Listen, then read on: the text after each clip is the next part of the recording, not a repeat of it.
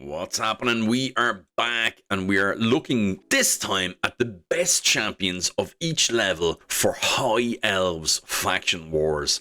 And I'm going to start this one off with a little bit of an interesting tidbit that I didn't know until I was making that video. Stop right there, guys. Click on the link below and get yourself a free Karato Fox Hunter, as well as 4 amazing epics. Here's the exact steps of what you need to do. Log out of Plarium Play on PC. Step 2, click the link in the description and register with a brand new email. Step 3, launch raid and complete the tutorial. Step 4, go to your inbox and claim your first champ. Here we go. You'll find yourself Karato Fox Hunter, as well as Uugo, Rector, Drath, Tagoar, and Mausoleum Mage as you progress through the game. That's it. It's that simple. Click on the link, follow those directions, and on with the video.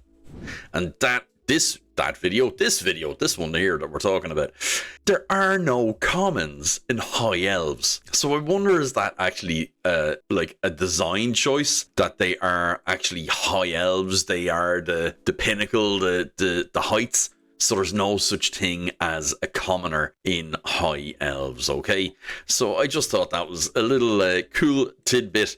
So in the uncommons, we have only our 3 champions here. And I think Elfguard is the one that I'm going to pick, okay? And that is because Elfguard has our decrease attack on the A1 on one enemy, and she also has a 50% turn meter reduction as well on a 2-turn cooldown on the A2. So that is pretty good. Like if you think about Armiger, who gets a whole load of praise, okay? Where is he? Armiger's here, he gets a whole load of praise. His A1 decreases the turn meter by 30% if the attack is critical. Now, I'm well aware it's his A2 as well that gets a lot of the praise, because it is a max HP hit and it is a deny revive.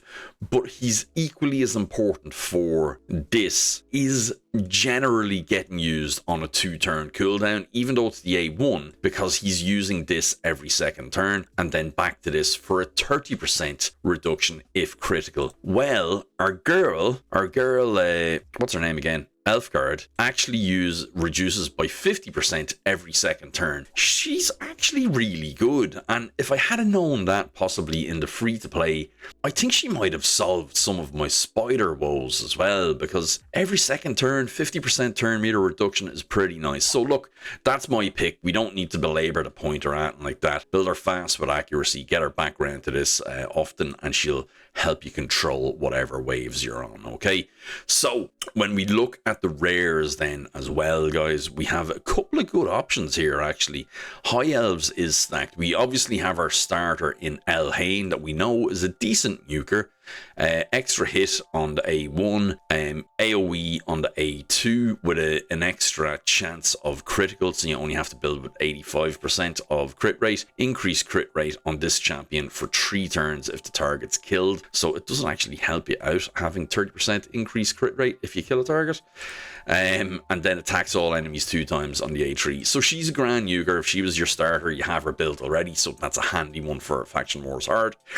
However, the ones I would like to pick here, we obviously have RARES, who's really good for clan boss. Selenia, who if you have no HP burner is pretty good as well. She's quite tasty for that and has a little bit of survivability.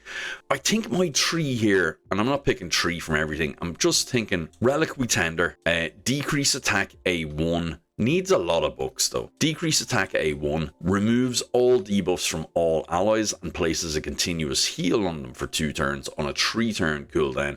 So a full cleanse is huge. On a rare, that's massive, guys. Like, it is pretty good.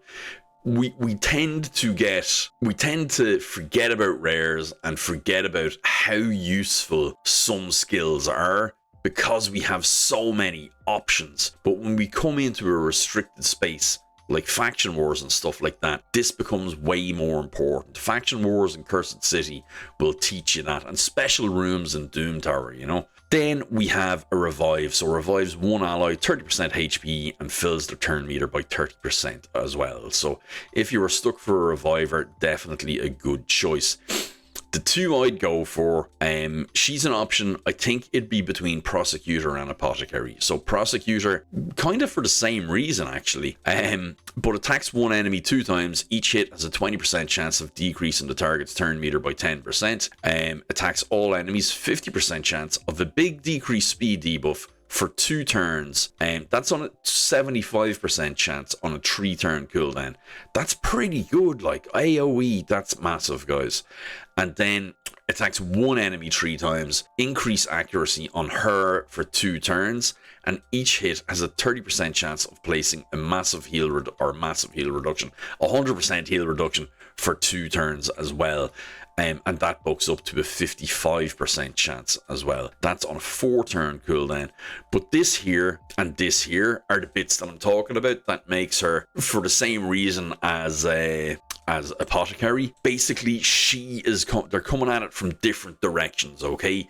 She is decreasing their speed and turn meter and allowing you to go more times versus them, because your speed should be unaffected, whereas Apothecary is making you go faster and take more turns than them by speeding you up. She's slowing them down, he's speeding you up and giving you turn meter fill. Oh, by the way, he also has one of the biggest heals in the game as well on a 2-turn cooldown, which you can make critical, and has a 3-hitter. No, it's not a 3-hitter actually, it's attacking 3 times at random.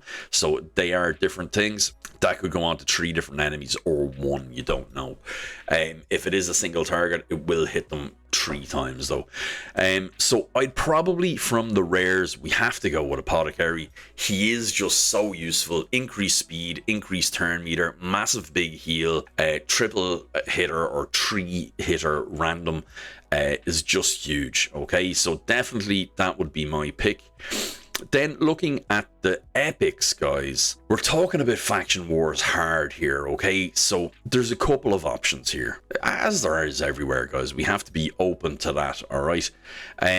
Vergus, I love Vergus now. Stick him on any team. He's going to keep them alive. He's going to provide reflect damage. He's going to provide everybody with ally protection, increase defense on himself, increase speed, continuous heal, and reflect damage on the target ally when you're placing the ally protection.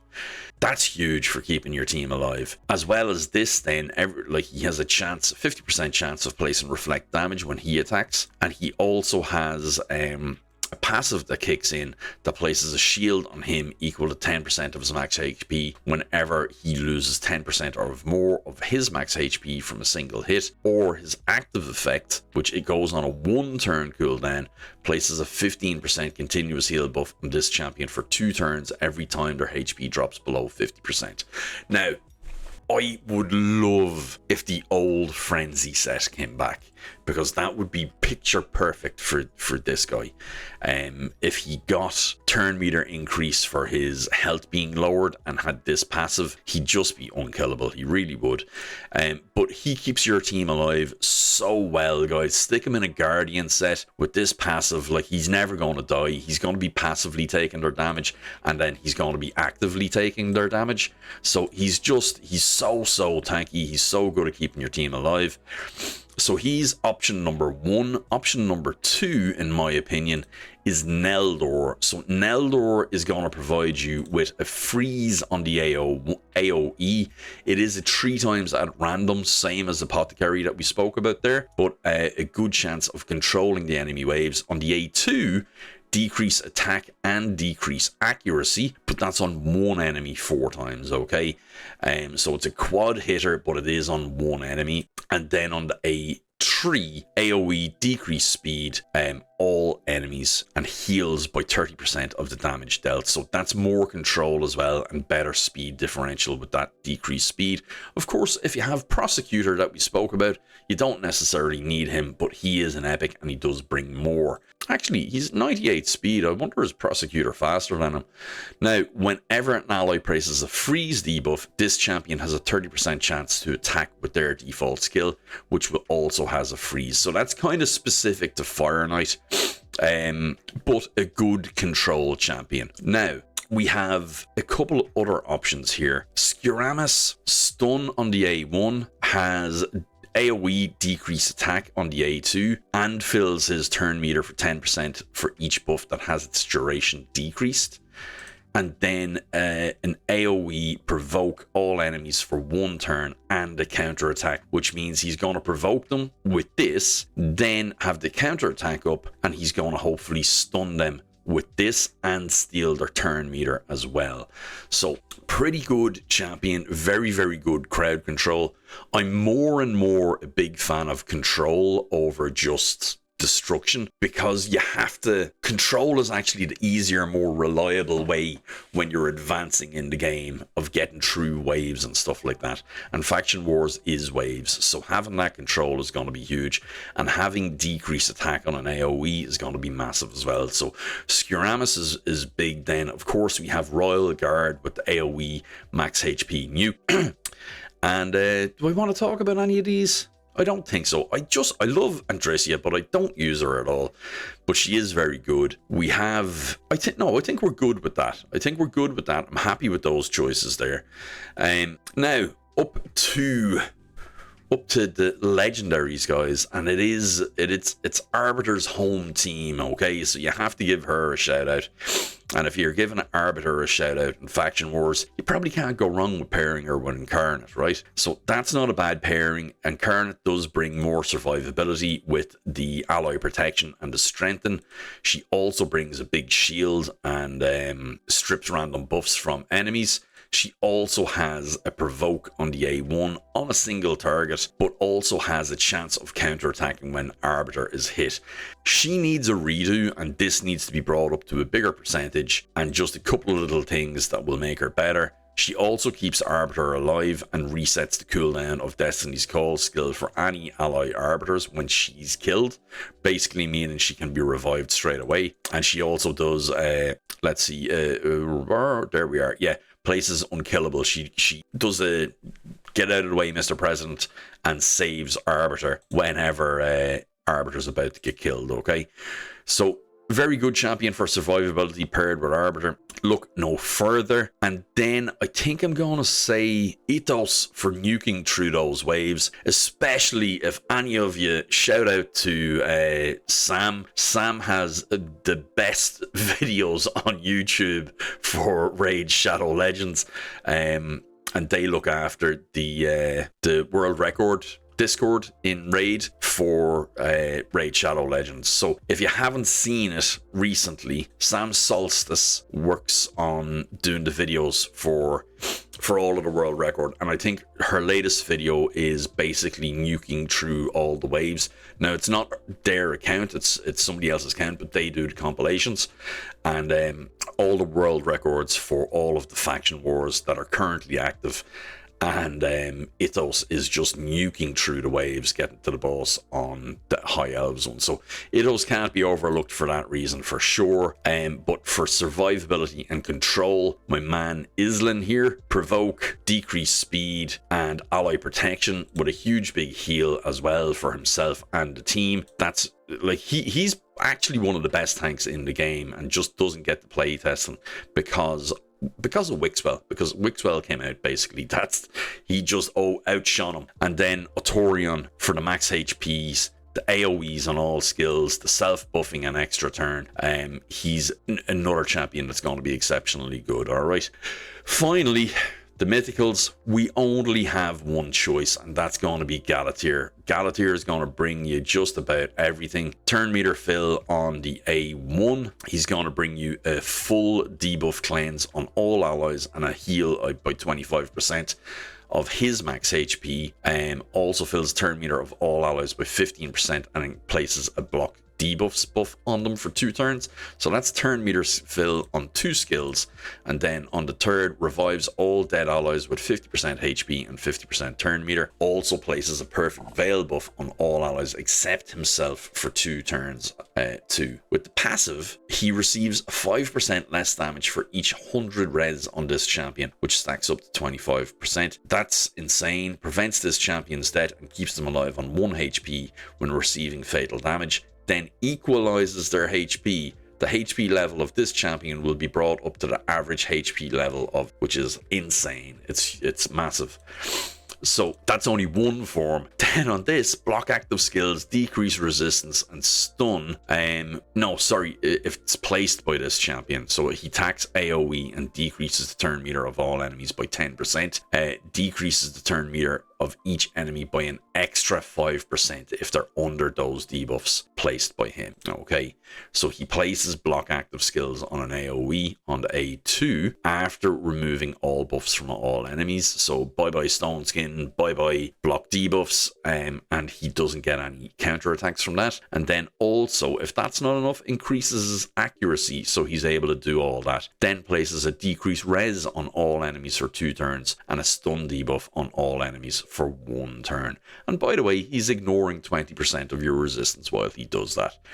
Not only that, increases his accuracy equal to 75% of the resistance when placing debuffs or activating instant effects. So he's like a reverse Mitrala. He gets accuracy from resistance instead of resistance from Actually, no. Wait, hold on. Yes, I said that right. He gets accuracy from resistance instead of resistance from accuracy. That is correct.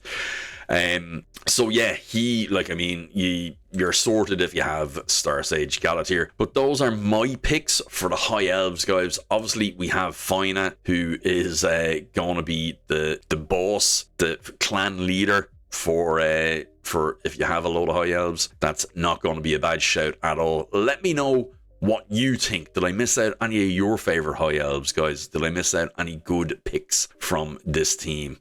I think I did. I've just noticed one, definitely, maybe two that I could pick that would definitely slot in there nicely. So let me know yours, guys, and I'll see you in the comments. Bye bye.